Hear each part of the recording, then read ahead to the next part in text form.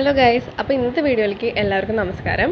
അപ്പോൾ ഇന്നത്തെ video APJ Abdul Kalam സ്കോളർഷിപ്പിനെ പറ്റിയിട്ടാണ്.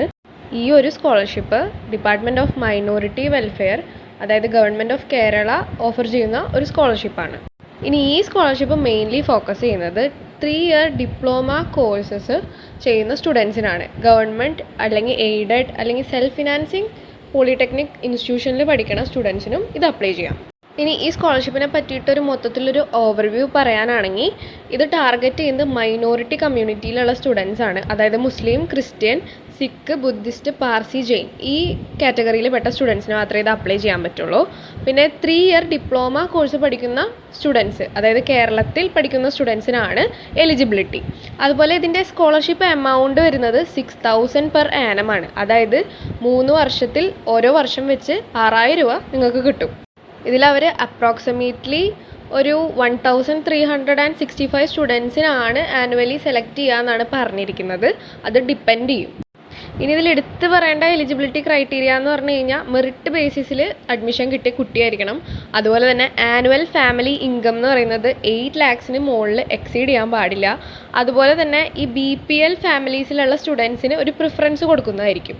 ഇനി ഇതിന് വേണ്ട ഡോക്യുമെൻറ്റ്സ് എന്ന് പറയുന്നത് നിങ്ങളുടെ മാർക്ക് ഷീറ്റ്സും ഇൻകം സർട്ടിഫിക്കറ്റും ഡൊമിസൈൽ സർട്ടിഫിക്കറ്റും അതുപോലെ തന്നെ കാസ്റ്റ് ഓർ റിലീജിയൻ സർട്ടിഫിക്കറ്റും പിന്നെ അഡ്മിഷൻ പ്രൂഫും. അതായത് അഡ്മിഷൻ്റെ സമയത്ത് നമുക്ക് അവിടെ നിന്ന് കിട്ടുന്ന അഡ്മിഷൻ ലെറ്ററോ അല്ലെങ്കിൽ ഫീ റെസിപ്റ്റോ. ഇനി ഇതെങ്ങനെ അപ്ലൈ ചെയ്യാൻ നോക്കാം. അപ്പോൾ മൈനോറിറ്റി വെൽഫെയറിന് വേണ്ടിയിട്ട് കേരളയ്ക്ക് ഒരു സൈറ്റ് ഉണ്ട്.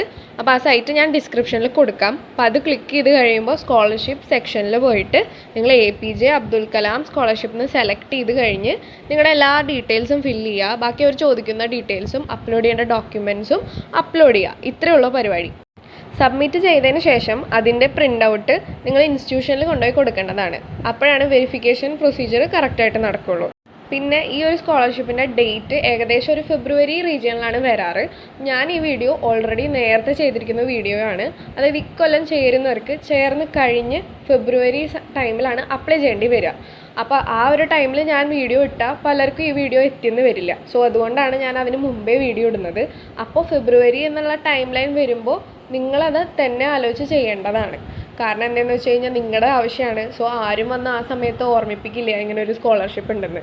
സോ അത് ഓർത്ത് വെച്ചിട്ട് ചെയ്യേണ്ടതാണ്. സെയിം പോർട്ടലിൽ തന്നെ കുറേ സ്കോളർഷിപ്പ് മൈനോറിറ്റി സ്റ്റുഡൻസിന് പ്രൊവൈഡ് ചെയ്യുന്നുണ്ട്. സോ അതും കൂടി നിങ്ങൾക്ക് ചെക്കൗട്ട് ചെയ്യാം. ഞാൻ അതിനെ പറ്റിയിട്ട് ഒരു വീഡിയോ ഇട്ടിട്ടുണ്ട്. ഇനിയും ഞാൻ വീഡിയോ ഇടുന്നതായിരിക്കും. സോ ആ പ്ലേലിസ്റ്റ് നിങ്ങൾ ചെക്കൗട്ട് ചെയ്യാം. Thank you. അപ്പോൾ എൻ്റെ ചാനലിൽ മെയിനായിട്ട് 3 പ്ലേലിസ്റ്റുകളുണ്ട്. അപ്പോൾ അതൊന്ന് ചെക്കൗട്ട് ചെയ്യുക. ഫസ്റ്റത്തെ NSB സ്കോളർഷിപ്പ് റിലേറ്റഡ് വീഡിയോസ് ആയിരിക്കും. അതുപോലെ തന്നെ ഇനി ചെയ്യാൻ പോകുന്ന മൈനോറിറ്റി സ്കോളർഷിപ്സിന്റെ വീഡിയോസ് ഒക്കെ ഞാനൊരു പ്ലേലിസ്റ്റ് ആയിട്ട് ഇട്ടിട്ടുണ്ടാകും. അതുപോലെ തന്നെ FAQs, അതായത് ഫ്രീക്വന്റ്ലി ആസ്ക്ഡ് ക്വസ്റ്റ്യൻസ്, കമന്റ്സിൽ കുറേ പേര് ചോദിച്ചിരിക്കുന്ന ക്വസ്റ്റ്യൻസ് ഒക്കെ ഞാനൊരു വീഡിയോ ആക്കിയിട്ട് ഇടാൻ ശ്രമിക്കാറുണ്ട്. അപ്പോൾ അതെല്ലാം FAQs എന്ന് പറഞ്ഞ പ്ലേലിസ്റ്റിലാവും ഉണ്ടാവുക. Thank you for watching my video. അതുപോലെ തന്നെ എൻ്റെ ചാനലിൽ വേറെയും കുറേ വീഡിയോസ് ഇത് റിലേറ്റഡ് തന്നെ ചെയ്തിട്ടുണ്ട്. അപ്പോൾ അതും പോയി ചെക്കൗട്ട് ചെയ്യുക. അതുപോലെ പ്ലേലിസ്റ്റുകളും ചെക്കൗട്ട് ചെയ്യുക. ഈ വീഡിയോസ് നിങ്ങളുടെ ഫ്രണ്ട്സിനോ ഫാമിലിക്കോ യൂസ്ഫുൾ ആണെന്ന് തോന്നുകയാണെങ്കിൽ അവർക്കും കൂടി ഷെയർ ചെയ്ത് കൊടുക്കുക.